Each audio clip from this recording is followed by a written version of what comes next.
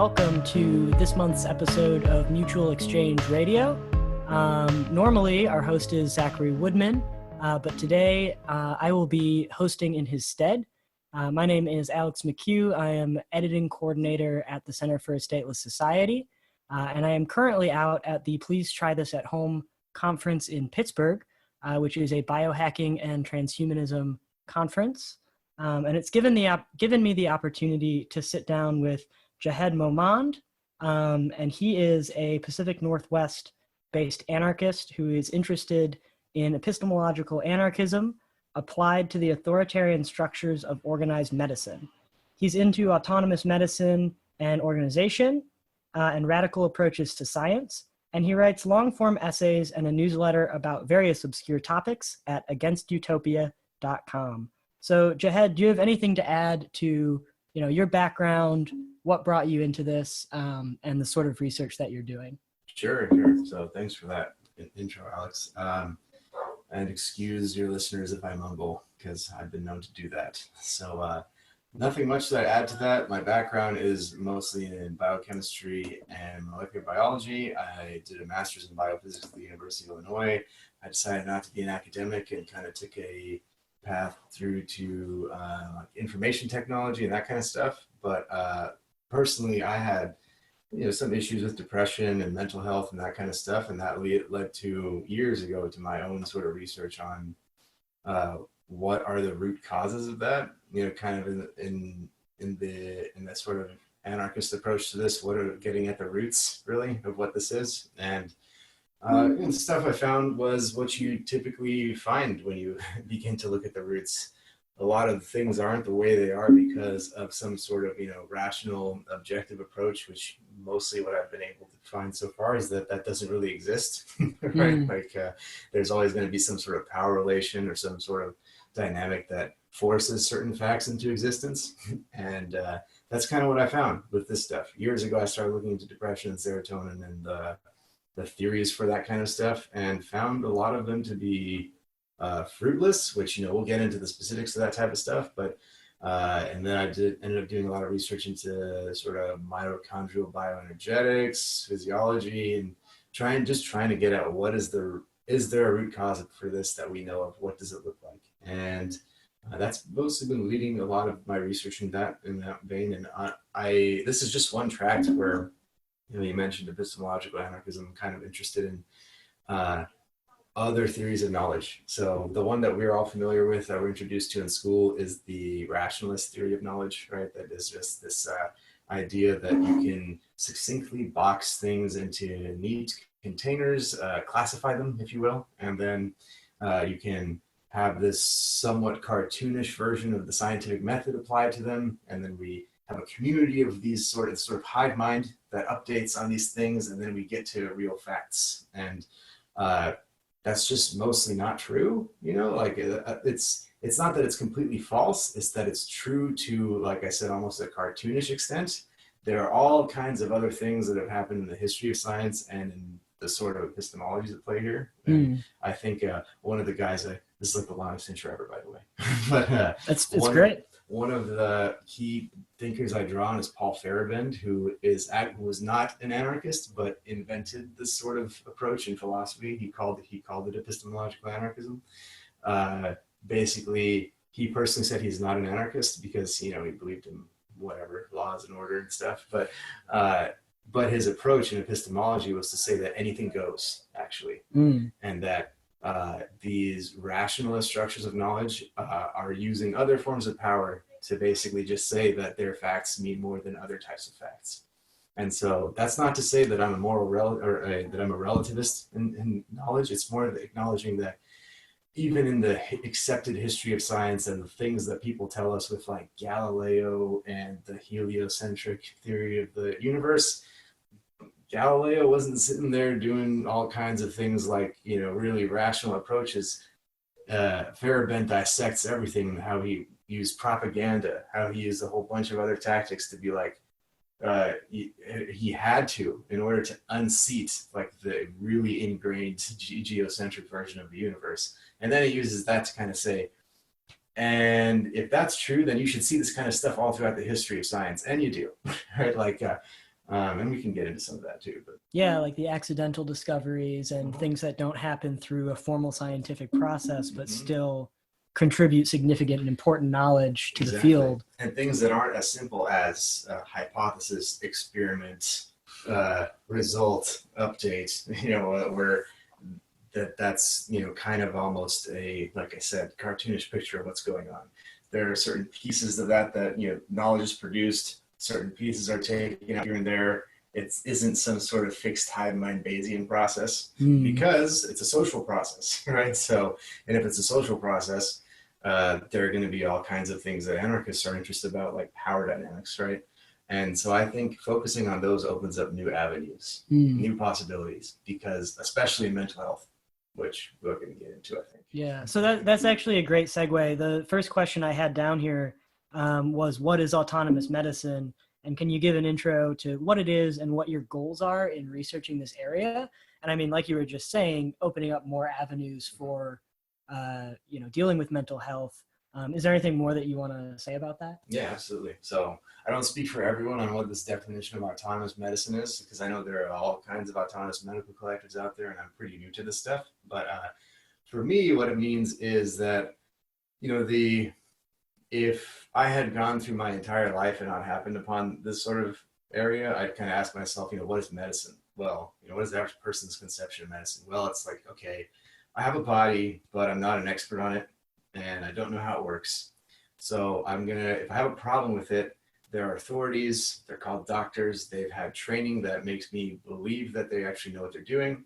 And so if I have a problem, I need to go to these folks, and they will tell me what's wrong, and I should just listen to them and do what they say. I'm not even making a value judgment on whether or not that's right or wrong, right? And just kind of just throwing that out there, that's how it is, right? So autonomous medicine would kind of be, you know, comparative to that. Well, before I get into that, let me walk into the more of this sort of normative medicine approach, right? Yeah. The assumption there is that these folks have some kind of access to a reality or facts that you think, you know, are based on some sort of objective nature of how the body works, and thereby they're able to take this knowledge and it's good, it's safe, and you can trust it. When you start to tug away at the epistemic structure of that, you find that a lot of what those folks are doing is not necessarily wrong. It's that it's informed by, you know, if you have an understanding of economics, it's informed by other incentives, right? So like the one in mental health, which I would talk about a lot, is that in order for mental health to be shaped into a category that you could actually address as a physician, you need some way to understand mental health, and that is usually some kind of scoring or scale. So there are a lot of these developed. They exist for schizoid type disorders. They exist for depression, for anxiety, all kinds of things. And once you have that, then you have a tool to say, how depressed or how anxious are you, right?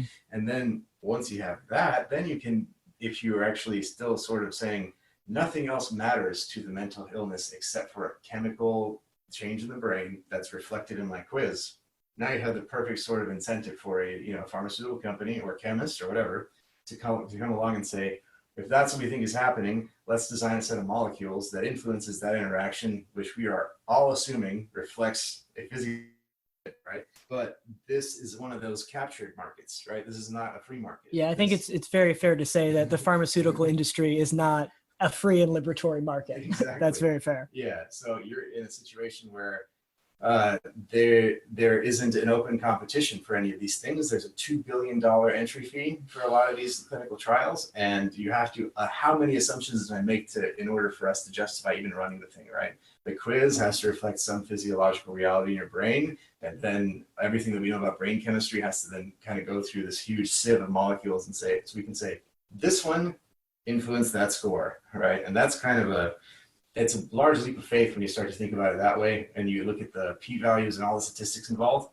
But anyway, that being said, that's kind of the incentive structure of medicine, right? It's the way the medical facts are derived are by these sort of captured economic incentives.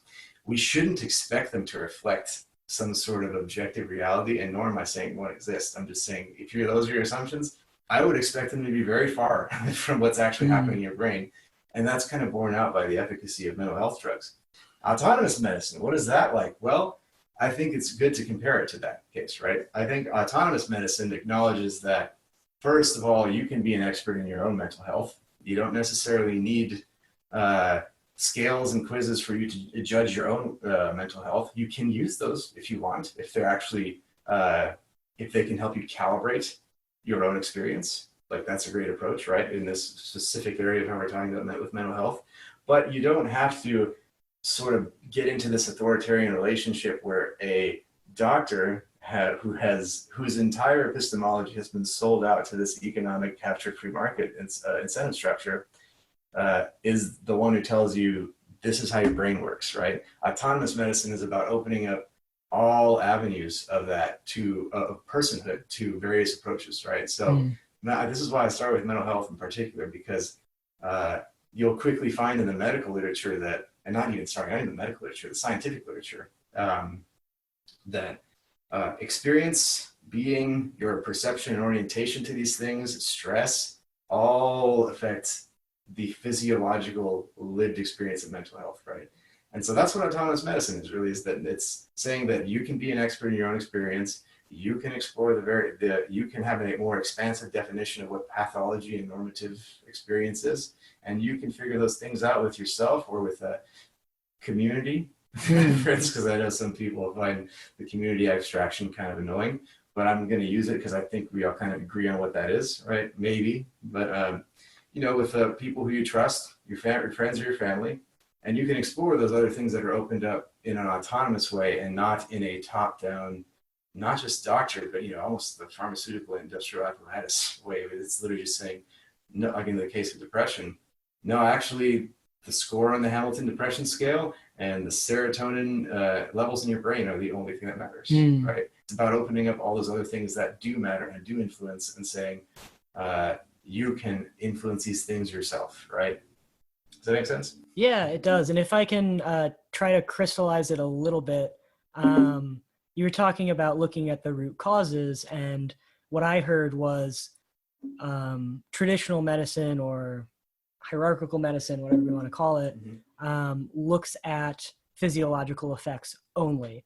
And you're saying that physiology is actually impacted by all of these other deeper factors that are the root causes that we should be looking at, but because they're hard to quantify, because they're hard to incentivize, because they're hard to make profitable, that's not what we're looking at. We're just looking at the physiological effects. Yeah, absolutely. I think you touched on a lot of really good things there, actually. So first, quantification, right? Not that I'm against it. It's just that a lot of these things are illegible as interventions, right? So there are studies on stuff like, getting morning sunlight and its effect on going to sleep at night, right? Or caffeine in the morning upon waking versus later in the day and its effect on sleep at night. And then there are other studies that link sleep, quality sleep, to depression and stuff like that, right? But that's about as systematic and granular as you can get, right? So the setting we're talking about here is that, like, if you tried to get the medical apparatus, and I mean, when I say that, I mean the trade organizations, doctors, the pharmaceutical industry, and basically just those two. The government and the regulatory bodies do intersect, but they only come in as much to say, like, oh yeah, that makes sense, you should go ahead and do that. They set the endpoints for these studies, right? And they allow you to be able to treat a condition. They'll literally stamp a condition into existence by saying it exists, right? But that being the case, the quantification is the important part, right? Because if you go to this apparatus and you say, oh, hey, we would like to figure out the effect of sunlight on depression, you'd be like, okay, what does how do that we mean? measure sunlight? Yeah, exactly. Like, you can measure sunlight exposure, but everyone's skin differs in how much vitamin D it produces based on its pigment, based on its latitude, all kinds of things, right? So they would just be like, this is unscientific, right? And I don't necessarily think they're wrong. I think another part of this is literally saying that the specific sort of caricature of the scientific process that Paul Feyerabend was railing against is in some ways the object of the scientific process that these folks have in their brains. And I think it's fair to say that other options are open without being, like a Crystal's Marianne Williamson type person. Right. Like, we're saying that just because something can't be shaped into a scientific object with reductionism doesn't mean it doesn't have a solid epistemic basis behind it, right? And so, coming all the way back around to that, quantification, right? Like, just because it can't be quantified doesn't mean it doesn't actually do something. And the incentive structure makes it such that they're just going to throw, if it can't be made into an object that you can kind of make legible, it's just not going to be put into the system, right? And that doesn't mean it doesn't work. And that's a huge part, I think, of the autonomous medicine definition. Awesome. Yeah. And I mean, with legibility, that's one of the things, anarchists talk about a lot, is one of the ways in which states and other institutions gain power over people is through legibility and increasing legibility and, therefore decreasing the amount of total knowledge that we have. Before you, go ahead. This totally would have been really good for me to remember in your first question, because part of the reason why this project, I even started this, is because a little bit of backstory is I read Seeing Like a State, and that was literally what radicalized me into anarchism. Like, I know it's not like a super can you give a quick explanation of what that is? Oh yeah, absolutely. So you were just talking about legibility and James C. Scott Seeing Like a State, right? The whole thing, the subtitle or the tagline of the book is how modern schemes, to some extent, how modern schemes for the perfect society end up failing in kind of the same way. It's kind of his point. And he studies like 5 or 6 phenomena, and the overall takeaway is things like when the way that a state works, the way that the state epistemic apparatus works, is that Scott talks about 2 types of knowledge. He talks about tacit knowledge, and he talks about techniques, right? So he talks about basically the pragmatic, tacit, delocalized in the population, but very local to what they're doing as a form of knowledge, right? And it's a form of valid knowledge, we know, because those people around, they preserve some of their practices. Some work, some are, magic, and that's fine. But states have a very express prerogative to increase their control over resources and their territory. Resources means things like land, water, people, right? And food, production, all that kind of stuff. The way they do that is through making things legible. So things, we're not really ever taught this in school, but I went through 18 years of history, and I never learned how important a fucking spreadsheet is, right? Can I cuss on this podcast? Oh yeah, please do. Okay. I was reading Scott's book, and there's literally old pictures of people's journals where like you have the proto spreadsheet, and then like this is what the state structure is, right? It's like, so then just to give you a really concrete example, he goes through one where he talks about German national forestry at the turn of the 19th century, and how the Prussian state was like, we need to produce some trees, and so they're experts on forests were, that's going to work. We're going to take this one Norwegian, I think it's a black Norwegian, something or other tree. We're going to have a few plots of it. We're going to clear the peasants out. We're going to get rid of their fruit trees. We're going to kill all the small fauna that's there. We're going to get rid of everything and just have really nice plots of trees so that we can accurately measure and grow things for the state forestry to fill the state coffers with, this resource and money and what have you. Timber and exactly, yeah. So they grow. They have these great models. You can see them, and he even caught some of the anthropological evidence for it. It's really interesting and cool. But point is, in 2 generations, they all died, right? So what they had done. This is a great example of making it legible, right? It's hard to enumerate the inputs of the co-growing plants that are in a forest that help, or even the fungus, right? Like that's we could do an entire podcast about fungus. Yeah, on mycorrhizal networks, right? But scientists are finding out that basically the density and the connectedness of mycorrhizal networks actually do a whole bunch of work in sharing resources between trees and younger trees. So real quick, what is a mycorrhizal network? Is that what it's called? Just a mushroom network. So before they fruit, which is what you see in the stores, this is just the actual organism, which is you'll see it. They usually look like white lightning. Like if you've ever seen like a whole bunch of mushrooms infesting like a dead wood, it looks like white lightning. So that white lightning connects trees to everything around them. And if a lot of these total tangent here, but I love talking about this shit. If a lot of these sort of like Darwinian neoliberal sort of capitalists are correct about how nature works and about how economics works and about competition, then it really shapes their knowledge in biology. But, the problem is that if you kind of applied that, you'd be like, great, okay, if that's how it works, why would an adult tree, if an adult tree grew as tall as it could go and hoovered up as much resources as it could, it would kill all the trees in this generation. There wouldn't be any. But do you know what ends up happening with some of these trees? They're young trees. This is just in really recent research. Giant adult trees like 200-year-old pines and stuff like that, they actually use physics to push resources down their bark into the mycorrhizal networks to feed their children trees. Wow. Yeah. So I'm not inventing communism here. This shit exists. It's in the scientific literature, right?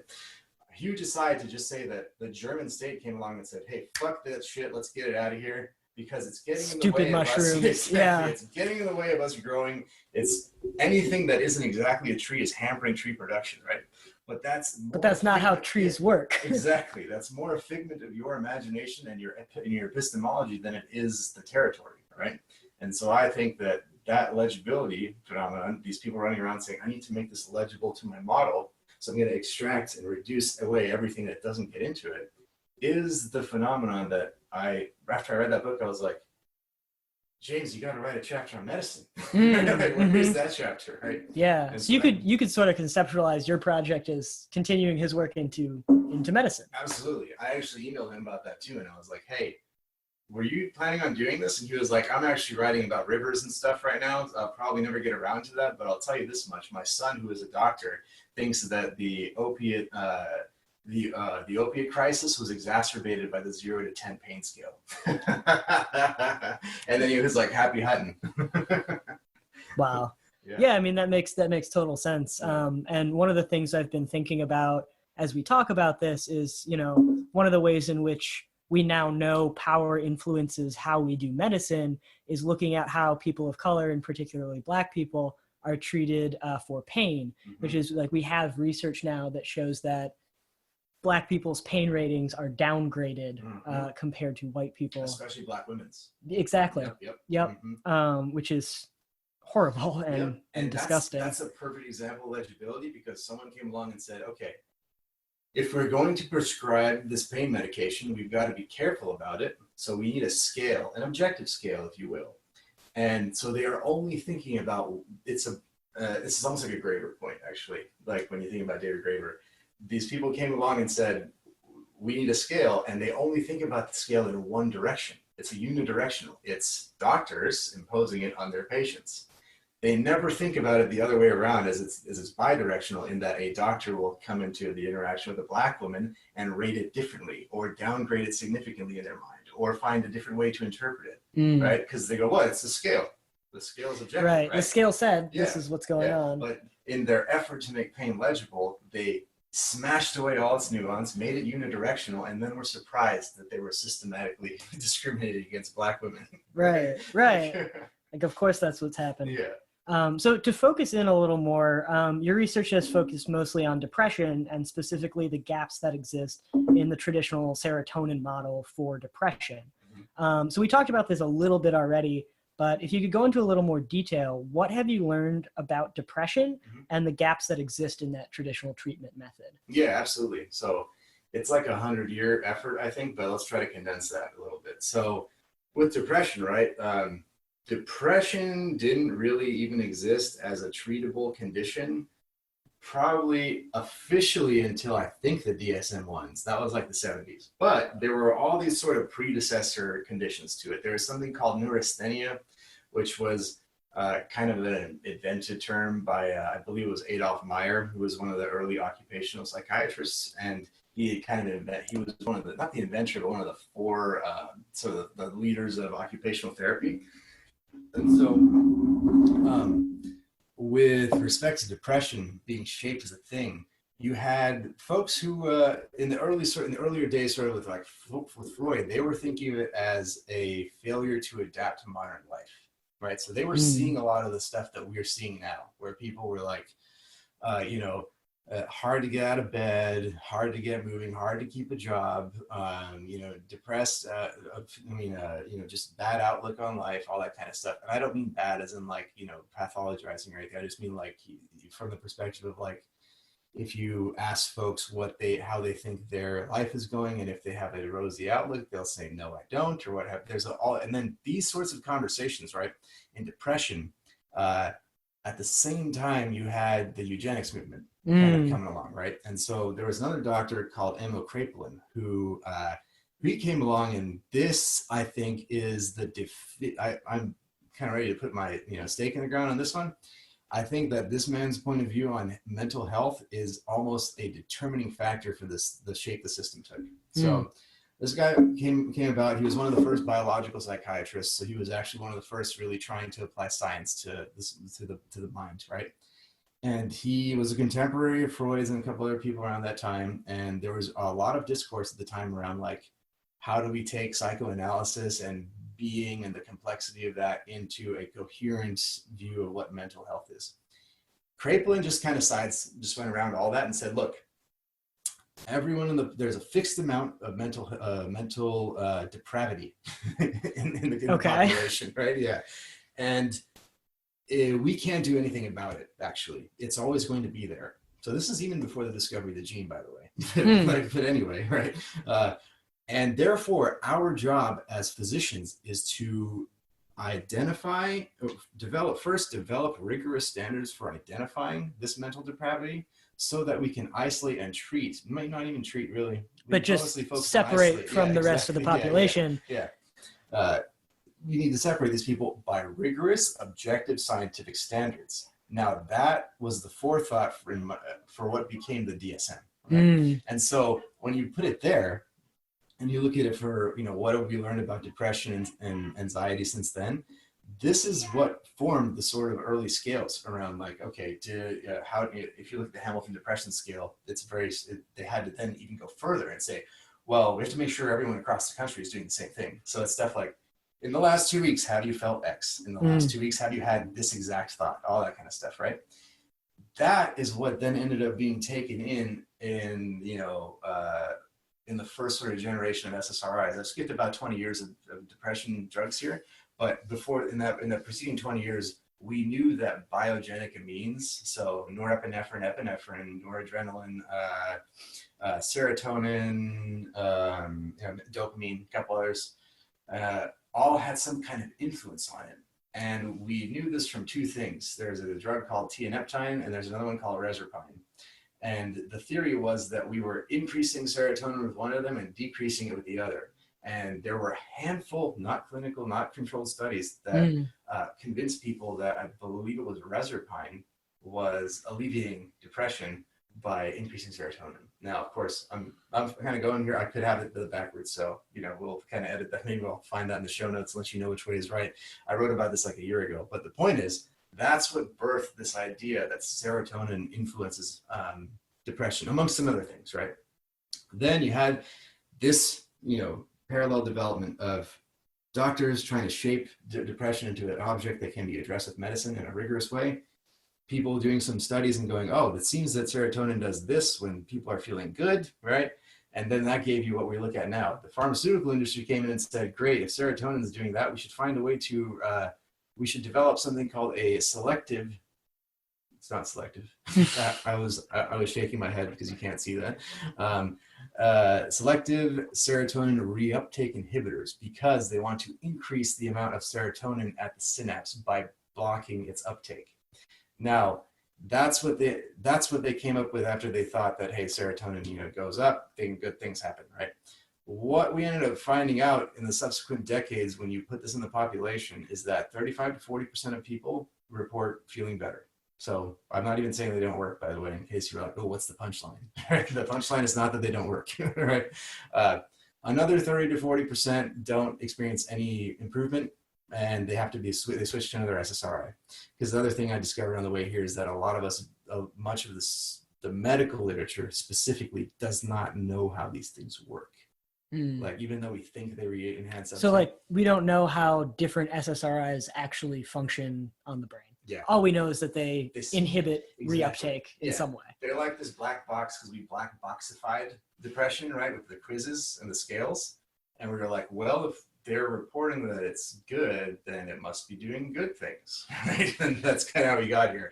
But then, so that's the kind of state of it. And then, I left out some of the other percentages here. And thus far, what I found out too is that about 1 to 5%, sometimes more depending on the drug, and also depending on your age, and also depending on your socioeconomic condition. There's a whole lot of these studies, but 1 to 5% will have increased suicidal thoughts, right? So you would think that if it was as simple as increasing or decreasing serotonin, that it'd be easy to avoid these catastrophic scenarios where you're increasing suicide. And it's not even that much of a controversial point. There are physicians who have been involved in this, who have, outright said we've probably increased suicide in the population. But that's the kind of view when you're an authoritarian, right? Is that you have control over the population, you can subject them to an intervention, and hey, we knew some of it was going to be bad and some of it was going to be good. It's like that drill post, the wise man bowed his head and said, "You idiot, you imbecile, there is no difference between good and bad things." Right. It forces it into this sort of utilitarian decision of, okay, well, if it's helping 30 to 40% of people, those 5% who end up committing suicide or attempting to, who cares about them? Exactly. And then you can easily make the argument that, well, you don't know how bad suicides would have been without it. And the thing actually should be that, well, maybe you shouldn't have this power and we could figure it out ourselves. Right. we would know. Yeah. So hopefully a little more optimistically, what are some of the treatment options that you've discovered outside of this traditional method, and how do they intersect with drug legality and access? Oh, that's a good question. So let's kind of go back to that, kind of toy model that I was putting together, and how specifically, I'm going to make a distinction here, how the medical apparatus, not the scientific one, views serotonin depression. And what I mean by that is the medical practitioners who are subject to these sort of perverse incentives from, right and left. And I don't mean politically, I mean like literally just, pharmaceuticals on one hand, regulatory bodies on the other, themselves and their administrators who are in charge of driving profits on the other. When you're looking at it from that perspective, basically you only get this toy model, right? And we're like, okay, well, we have to shape it in something that can withstand $2 billion of trials and come out to the other side with a population that's large enough to, I didn't get into this, but there's a great anthropological study of this called Drugs for Life, where the author gets into the specific numbers and the language and ethnographies of pharmaceutical marketers and how they think about this. And he's very apolitical about it. Like, he has a little bit of Foucault in there, but his point is to show you that they start a study by saying, work backwards from the addressable population. If it's not big enough, we don't make a drug for it, right? And so people treat these things as hard truths of just how life is, and that's just bullshit, right? Because now we're going to talk about why that's bullshit, right? Because the point is that this little simplified toy model can be radically expanded to include all kinds of other approaches. And so specifically with, there's really good science on this too, but in the last 20 years or so, affective disorders is kind of the way that they're talking about these things, or affective illnesses, right? And so affective disorders would include like depression, anxiety, schizophrenia. We're even including things like chronic fatigue syndrome these days, and fibromyalgia. And because the features physiologically are very similar. So, and that's where this gets interesting, because the affective disorders all share broadly mitochondrial energy production issues. So specifically, you can do things like excise, and this has been done. They've excised the muscle of people who are depressed versus people who are not, and they can see that there's massively different energy production patterns in them. Specifically, we'll call this normatively healthy. I'm doing air quote fingers for everybody listening. Normatively healthy mitochondrial energy production being that it's mostly oxidative. It's taking sugar and oxygen and turning it into carbon dioxide and water. Very old, you might have learned it in your biology class in high school. On the other side of it, there are other energy production patterns called glycolysis. That's when you take sugar and you don't have enough oxygen, or you're in hypoxic conditions, and you end up making pyruvate and lactate from it. So this is kind of like a more primordial pattern. It's one of the earlier sort of bacterial patterns that we built on top of that all of our cells can use. And you'll find that the people who have affective disorders are chronically producing more lactate and pyruvate. So it hints at a mitochondrial energy dysfunction, right? And so you'll find this is a very kind, and so if that's your theory, right, you'd say, okay, great. Well, what happens when we give people things that support mitochondrial energy production? Good things happen, actually, it turns out. Some of these things have also been worked into randomized controlled trials. And, you know, let's kind of talk about some of those. Energy supporting nutrients, there's a really great review on this one. I believe it's called Beyond the Serotonin Theory, and it was written by one of the co-authors of the DSM-4. So like a former, actually, like, you know, head honcho of all this, right? And she came out in recent years and said, she didn't necessarily come out and say that the DSM is wrong. She just kind of said, yeah, it's probably making things too simple. And it's not very medical in its approach, right? And so she's published a lot of papers in decent journals recently talking about how everything I just said, summarizing the really quickly all of the inflammatory disorders and mitochondrial dysfunction, and then saying things like, and again, anyone listening to this is not a recommendation, but you know, vitamin C, vitamin B2, vitamin E, L-carnosine, a number of other sort of energy supporting metabolites, CoQ10. They called it the Mitochondrial Cocktail, and it's currently in clinical trials for this, right? But in that review, which, you know, I can probably send you these, you can post it. The thing is, they said, in our medical opinion, it could be fruitful for people to do N=1 experiments with this because it's mostly benign. Like even if you take it and too much of it, it's not going to harm you. Right. And it might actually help you based on the solid theoretical basis they've developed for it, right? So then there are other things, right? Like if we're radicals, there's a lot of shit that we're dealing with. Your orientation to yourself, your perception of yourself and your circumstances, it turns out has a huge effect on depression and affective disorders. I'll cite one thing here. There was this really good study done in 2015 by the guy who discovered the matrilineal, I guess that's the right term, inheritance of mitochondria. So he's like one of the most luminary scientists in mitochondria, and I'm surprised he hasn't won the Nobel Prize. The point is, he's able to show in a really well-controlled experiment that when you put rats under restraint stress, so that's like, you know, think about an equivalent condition for you. It could be going to a shitty job every day, or having a shitty commute, or being in a relationship you can't escape from, or something like that.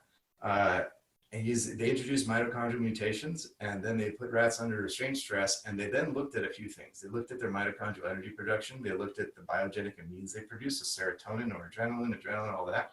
And then they used that to say how well is the various axes of their body functioning. So that's the hypothalamus, pituitary, and the adrenal glands is one of them, the HPA axis. Another one is the SAM, which is the adrenomedullary, forget the S on that one. But you know, how well are these functioning for the mouse to adapt to the stress? It turns out introducing just a little bit of a defect in the mitochondria totally fucks that apparatus, actually. It's hard for them to respond to any stress, to even, not even, I'm not talking about thriving, I'm talking about even just surviving, right? So I'm not saying you're a mouse, but one thing you can take away from that is that the mitochondria are the center of the stress response. That's what they concluded, right? So again, I don't want to individualize this shit, right? Like, this is just saying that you need to have resources to help you process and integrate trauma. And everyone who is involved in activism is constantly facing trauma almost every day, right? So it's very, like, I know even like this, there's a lot of like self-care, I don't want to say propaganda, but like you see it in some circles. It turns out that what that is, you should work with people around you to define what that is for you and do that. It's pretty important, right? Now on the other front, there's stuff that we have free access to still. The sun is super important. Sunlight and UV light has been shown to be pretty important for depression. But to be clear, it's been shown to be important for actually depressed people. So I'm not saying avoid the sun if you're healthy. That's also stupid advice. None of this is advice, by the way. Be your own expert. But point being, sunlight. That's another really cool thing. Well, you gave a really interesting example yesterday about the fish. Methylene Blue? Yeah, absolutely. This is one of my favorite ones too. Feel free to PubMed this or Google it. Methylene Blue, right? So if you have a fish tank, it's frequently used as an indicator of the pH. You use it to just kind of put a drop in, I think. And in some cases, might even be used to balance. I don't remember. But methylene blue is super interesting because it's a monoamine oxidase inhibitor, which means that the first generation of antidepressants were monoamine oxidase inhibitors, which is interesting for other reasons. I won't get into it too deeply, but the point is that it kind of reduces actually the amount of serotonin in the brain. And so here's the thing with that, right, is methylene blue is cheap and freely available, and there are at least 2 randomized controlled studies of it for major depressive disorder. It was tried in humans. It was tried in 30 humans in one case, and I don't remember the other one. The point is, though, is that it was statistically significant, very strong reduction in depressive disorders. And there's a very clear reason for that. It's a mitochondrial decoupler, so it actually supports mitochondrial energy production. So, and in addition to its monoamine oxidase inhibitor properties, which, again, if you're going to be your own expert, Google it, learn what that is. It means you can't ingest things like tyramines, which are in fermented foods. So chocolate, cheese, milk, anything that has any kind of bacteria in it that might have fermented has tyramine in it. So be careful is all I'm saying. And that's not, and again, not a recommendation. Yeah, I want to be clear. None of this is medical advice. This is, for your own gratification. And, the point is always to be your own expert and figure out for yourself what works. So do you want to say more about drug legality? Because one of the interesting things that's happened in, I want to say, the past 10, 15 years is the beginning of, or the return to actual studies around things like psychedelics, things like MDMA. Antipsychotics, like ketamine and all that. Yeah, exactly. Absolutely. So that's a very good point. Just I'll first do it in the last year, and then I'll kind of go back a little bit. So in the last year, it's been super interesting. There have been 2 new drugs approved for depression. One has been approved for postpartum, and it's only approved for administration in a hospital via IV.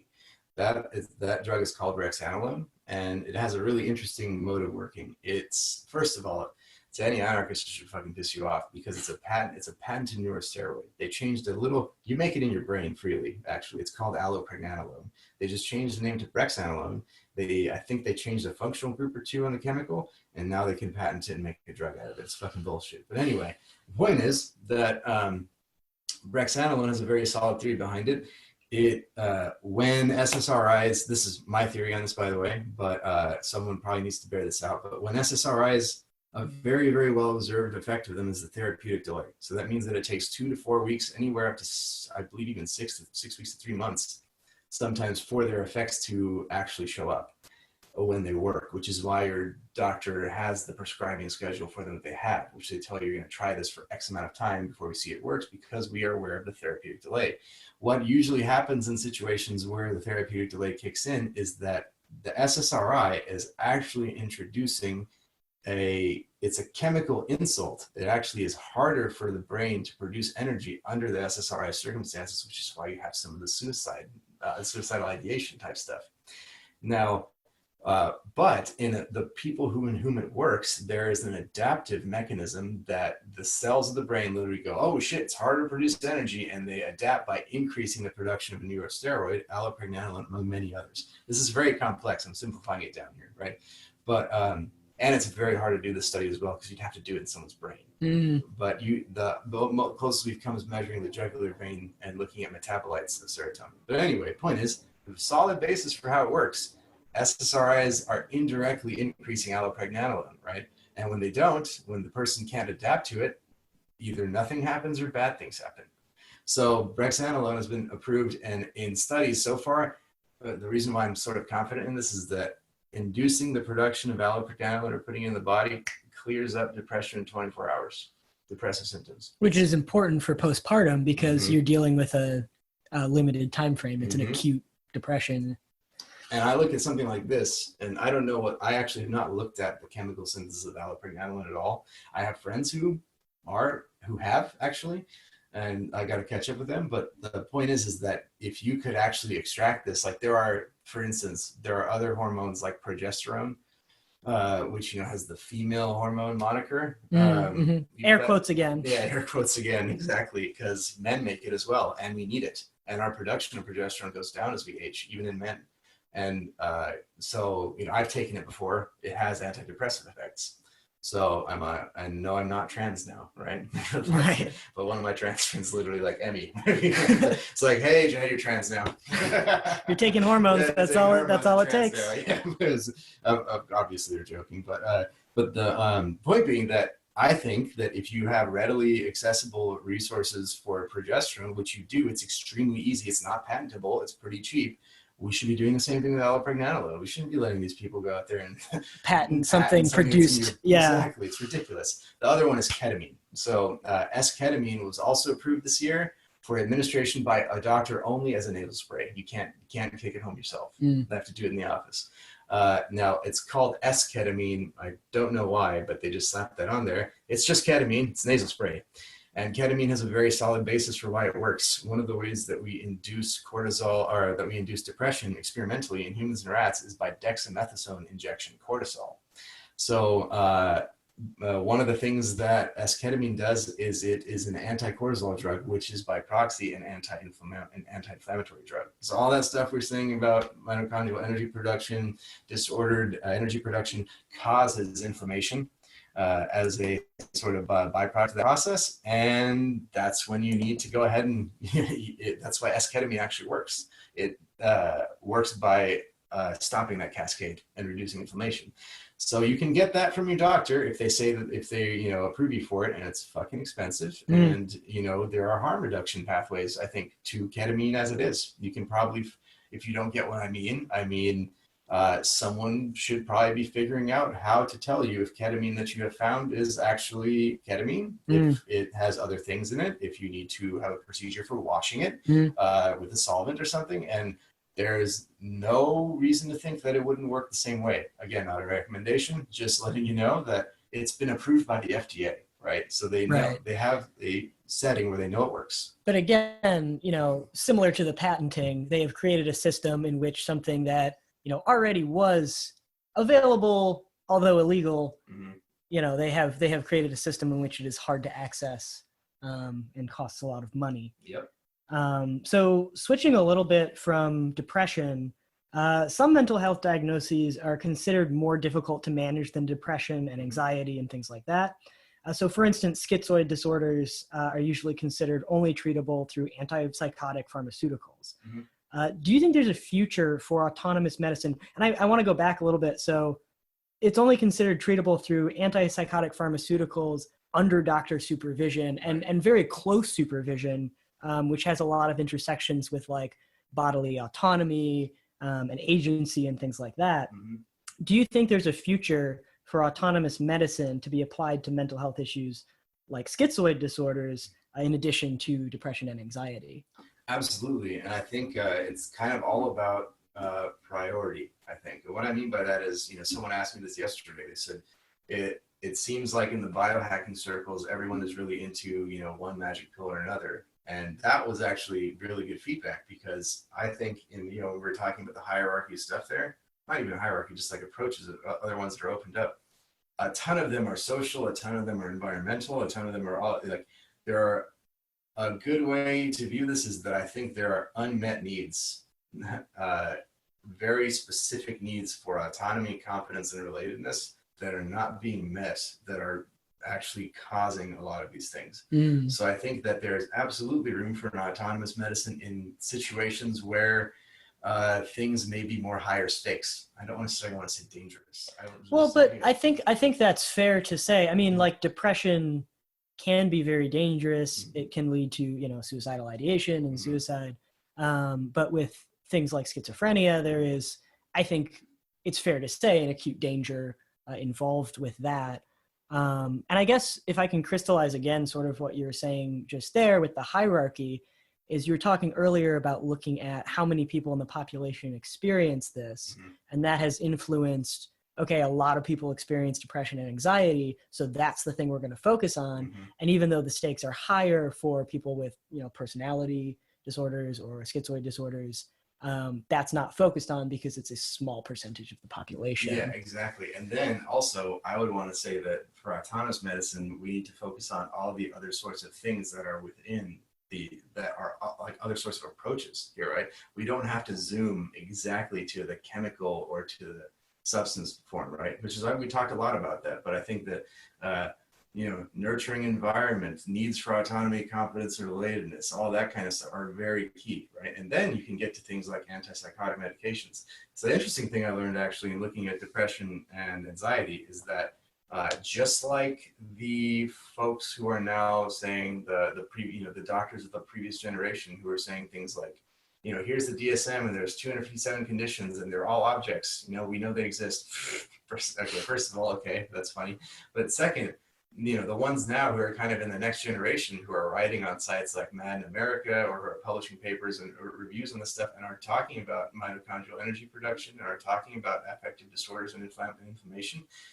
It turns out all of these things, like I said, have very common features, right? So one of the things I was able to find on specifically psychotic conditions is that, oddly enough, B vitamins as a intervention reduce the scoring on all the psychotic scale on the psychotic scales. I can send you that one too, but that one's very interesting. Only B vitamins. So we're talking about B1, B2, B3, B5, B7, and B9 if you want to call it that, folate. So in a complex, in a megadose, we're able to lower this. So that's kind of interesting, right? Because all of these influence mitochondrial energy production, and that's all you did.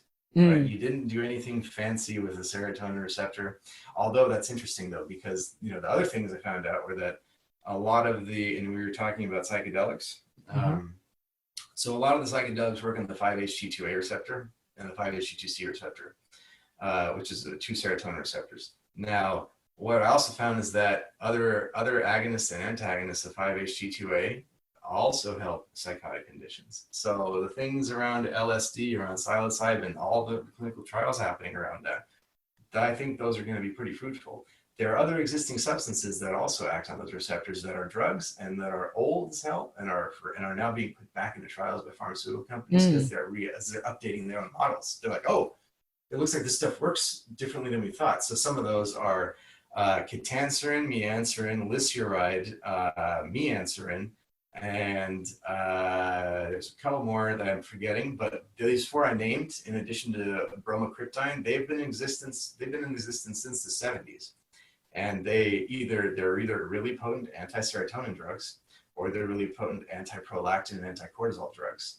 So again, all of those go back to reducing systemic inflammation in some way and acting on the serotonin receptor or on one of the other inflammatory hormone receptors that right? So, and those are the two I know of at least, which tell you that broadly, if you consider that as like a basis for knowledge for these conditions, that's other fruitful ways you could be working on these things. And you could be picking old drugs like, cyproheptadine is one. I personally use that one.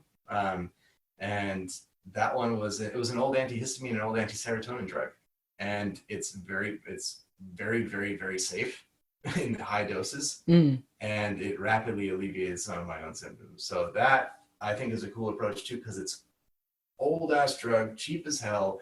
It's on the World Health Organization's list of like the top 500 drugs you need for a health system. Like they have a little list where they're like, if you're like a good health system, you need to have this. So it's literally everywhere, right? So things like that I found are pretty interesting. They all fit into that broad view of how affective disorders work through this lens of inflammation. And again, as we learned, your perception and experience and your own circumstances can affect those physiologically. So again, not to say that you should blame yourself for your own inflammation and depression. It's just to say right, it has but effects. Things like, living under systematic oppression or being involved in traumatic situations and having high cortisol production often, that makes a lot of sense that those things really influence. I need to look at this myself, but I wouldn't be surprised if someone has, if someone doesn't have the means to transition, that has got to fuck with you really badly. Yeah. And I think that it's absolutely the answer shouldn't be, well, then we should find a way to make their depression go away. It should be give them money to transition, right? Like that would actually do something. Yeah. Right. And if I can go on a real quick tangent about medicine for trans folks. So I am trans. And one of my experiences has been there is very little understanding about what trans people want to do, because it's something that doctors often don't see as like a valid goal for medical treatment. And so there is this focus on treating other things first, or like it is actually the case that like if you are seriously depressed or have, you know, other mental health issues, that can impede your access to hormones, because your therapist, psychologist, whoever you're seeing, has to sign off that you're mentally stable enough to start hormones, which is absolutely ridiculous. And the other thing with that is like people have different goals for what they want their transition to look like. And going back to that quantification problem, most doctors look at it as, okay, there is a standard of like what a particular gender is. You should try and hit that standard. And so they will prescribe, you know, that level of testosterone or that level of estrogen. And this is a really, really good example of what autonomous medicine is, right? Because I would even call, you know, maybe I called it like normative medicine, like, you know, whatever you think medicine is when you're like, oh, I have a body and I go see a person and they're an authority and they know things. It's just authoritarian medicine, right? And this is a very good example of someone else imposing a hierarchy of needs on you, right? And that's exactly the difference. Like with autonomous medicine, we're saying that you can be an expert on your own needs and that you can figure that out yourself. Now, of course, that's not always going to be true. There, like we talked about, these sort of situations like psychotic are dangerous, or, you know, high stakes situations. So, you know, it's a moving target, but we should acknowledge that. We shouldn't say, oh yeah, that person who's never been trans or who's never even dealt with people who have that condition are going to tell you now that first you should make sure you're not depressed. You should first make sure that you're not anxious. You should first make sure this, that, and the other. And then I'm going to tell you should have 950 nanograms per milliliter tests. We're going to shoot for that. It's like, well, why would you know that? Right. How is that determined? Exactly. How is that determined? So we are running out of time, but I have one question that is a little bit different topic here. We cross-posted at the Center for a Stateless Society a little bit ago your piece called Evading the State is Good for You, Upland Natives, Valley Civilizations, Mitochondria, and Carbon Dioxide. It's a very long and complicated piece, so I don't think we're going to have time to get into some of the questions related to it that I had for you. But if you could just talk briefly about what you found regarding agricultural patterns in societies that were resisting states, and the effects this had on health and nutrition. Oh, sure. So I think that this is an interesting thing too. There was a talk today at the Please Try This at Home too, where someone tried to talk about nutrition before, during, and after the state, which I thought was interesting. I didn't really agree with much of the conclusions, but I'm happy to talk about it. I think it feeds right into this kind of stuff, right? I think that there is no one good diet. There are a lot of things that you should or shouldn't do, maybe based on varying levels of evidence. But what I found interesting about these people, in the upland natives, valley civilization sort of dichotomy, this comes from, by the way, James C. Scott's The Art of Not Being Governed, right? So he studied a bunch of Southeast Asian societies in the region that he calls Zomia. And so that's, you know, like Laos, Vietnam, just that kind of stretching all the way out to Afghanistan in some instances. And what he found was that what I thought was very interesting was that societies that exist at high altitude seem to converge on a few of the same sort of agricultural patterns. So like Swidden agriculture, which is, you know, slash and burn. So going into a forest, cutting down a bunch of the vegetation, it's pretty illegible. It's hard to track, right? So like, you know, of course you can see the things burning and all that, but you can do it where the hell you want, right? Out of the state's reach. And you usually will pick crops that mature very quickly and that are very nutrient dense and that you can hide, right? So we're talking about stuff like taro, yams, sweet potatoes, things like when you look at the nutrient, there's a great aside. There was like a potato diet fad a few years ago. I think it's still going, where you basically only eat potatoes and you can get almost everything you need from a potato. It's wild, right? Wow. So I thought that was pretty interesting. And then Scott goes into like, he has these really good tables, which I cited, that show like at what altitudes people are picking certain things. It's not like they're doing that with a guide. Like they're not going, oh yes, hey, everybody, we're at 7,000 feet, we should use oats. They're not doing that. It's just that they kind of collapse around some of the same stuff.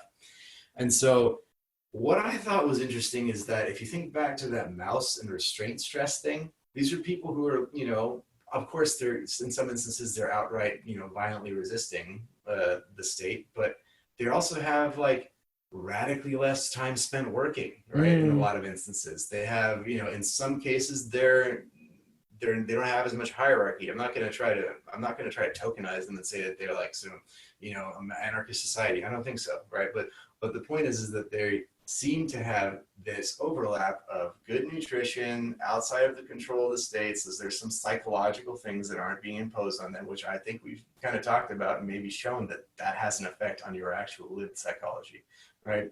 And so those things together, I think, actually help these people have literally the energy to talk about and do things that keep them moving and out of the state's hands, right? And actually help them have these levels of sort of, I'd say, even more nuance and complexity of their social interactions, right?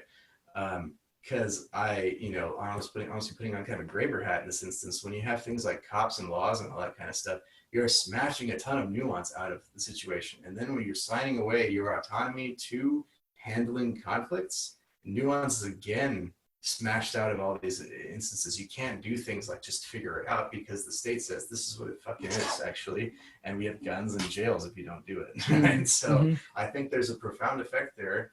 And in addition, at altitude, there's a whole bunch of other things I covered where basically all kinds of chronic disease risks fall from living at high altitude. And I have a few hypotheses for why that is. Yeah, if I remember the paper correctly, it again goes back to mitochondrial energy production. Yeah, definitely. And how that interacts with nutrition. Yeah. And so like on the mitochondrial front, it's pretty interesting. Like when you have higher carbon dioxide concentrations, you actually end up seeing things like more conserved, healthy oxidative production of energy. And so one of the places where this shows up, and I think someone needs to study this in earnest, I mean, like controlled trials, tissue histopathology, they need to look at this kind of stuff, is we already have tons of evidence that shows that people in Santa Fe, for instance, have orders of magnitude less heart disease for some reason. And this was all stuff coming out of the 70s. There's a WHO meeting from the 80s where they looked at people from Tibet and they saw the same things. And they were like, why is this happening? But no one ever really followed up, right? So I think it's kind of interesting that the anthropologists have said, it seems like people run up hills to escape states. And then the people who are kind of suffering under shittier conditions in valley civilizations at low altitude, like I think there's a lot of complexity here in the inputs. It's not just the mental, destruction and torture of the state that's fucking with these people. It's these other physiological conditions too. So I thought that was kind of the interesting thing.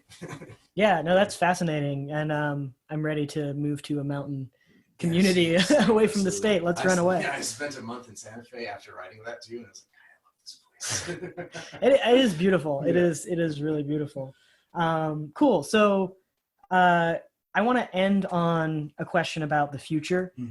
So, what do you see as the future of autonomous medicine and nutrition, and what are you most excited about in the short term here? Like, what should we be looking out for? Yeah, I think short term, I'll do short and then long. Perfect. So I think short term, the thing that I'm really excited about is how many people I'm running into who are having the same sorts of thoughts and who are trying to think of various ways to get stuff out there that isn't done in like a sort of authoritarian way. So I'll give you an example.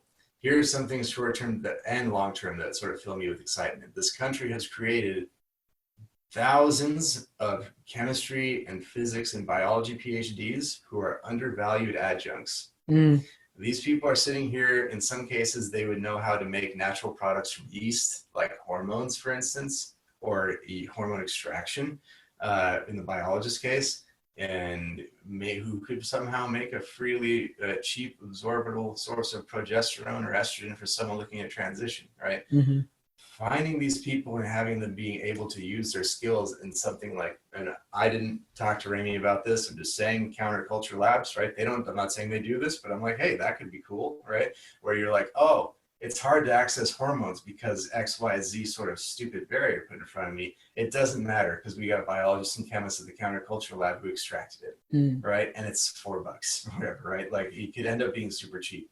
And it's kind of the same, like, you know, Michael Alford did that RU486 workshop yesterday. By his calculations, secondhand here, I was asking other people who went to it, you know, Levostrogel, I think it is, and RU486, they're in like $40 to $60 range if you go into the pharmacy and do it. But if you're looking for an abortifacient, like same day, he showed everyone how to make one for $6, right? So taking all these people and sort of finding that way to get their skill sets because they're being devalued by the larger capitalist system, finding a way to radicalize them and getting them involved in this shit, I think is the long-term super cool thing, and even the short-term thing too, getting these people into these spaces, because that I think is going to be the biggest boon for autonomous medicine, because you're taking folks who already have been trained and know how to do this stuff, who have in some cases even the time and the energy and money to do it, and you're like, yeah, look, and for me, for instance, I dropped out of a chemistry PhD program, which after I had switched to biophysics, because I was like, I don't want to be a academic. It's like a 1 in 10 shot, like an NBA, like basically pro level type shot to even get a position. Right. So, but that's what ended up happening, right? Is that science PhDs are not getting jobs in industry anymore unless they're very, very specific niche. You know, even in organic synthesis, I've heard that people are being automated by machine learning technologies that generate small molecules. Wow. Right. So, and I don't know if that's actually happening, just heard, right? I can tell you that my friends who were in my graduate school classes, you know, some of them ended up at MIT, some of them ended up at Berkeley. A lot of them ended up in industry, and a lot of them actually ended up doing something completely different because they couldn't find an industry job, right? So that's like a class of people literally sitting there, and you'd be like, yo, we got to get you with knowledge that is siloed and unaccessed. And that's another problem with that academic route, is there's this huge problem of siloing within academia, where you have to find your niche because that's where that's how you get your grant money, that's how you get published, and it lessens the amount of communication between people working in different fields, and narrows our scope so much. And so I think like that is like the thing I'm most excited about, is that there's such a huge class, especially in America, the class of people is just waiting. We got to find a way to get it put into use. Because let me tell you this much: if you're looking for someone to make Lissuride or to make Meancerin or Ketanserin or one of these other things that actually could work for depression, you know, there's a number of things you could do, right? You could go find these people and find a way to make it with them. You could go on to, there are Mexican pharmacies online. Again, not a recommendation, just saying there are ways to get this stuff. And I'm really excited about that. And also about things like, the cryptocurrency stuff that's kind of taken off, right? That will have some intersection with these things so that we can carve out entirely new spaces outside of this sort of authoritarianism that actually help us address what we're trying to do. Awesome. So I think this is a great place to end. Thank you so much for giving this interview today and talking in such great detail about all of these different things. It's really fascinating. And I think it's great to end on this idea that, the future is building networks of communication and bringing all of these ideas together. Because we're actually at the Please Try This at Home conference right now, where that is happening. So I hope it keeps happening, and that you keep, contributing, all of this fascinating research and these brilliant hypotheses. Is there anything you want to say here at the end to the listeners? Nothing much other than that was a really great, succinct summary. That was awesome. Thanks, Alex. And as for me, if you wanted to actually read any more of this stuff, you can subscribe to a newsletter that I put out at againstutopia.com. You can also follow me on Twitter at the same handle. And other than that, I think I do owe you some things in show notes, so we can also talk about that offline. Yeah, we'll get that settled. Thanks again.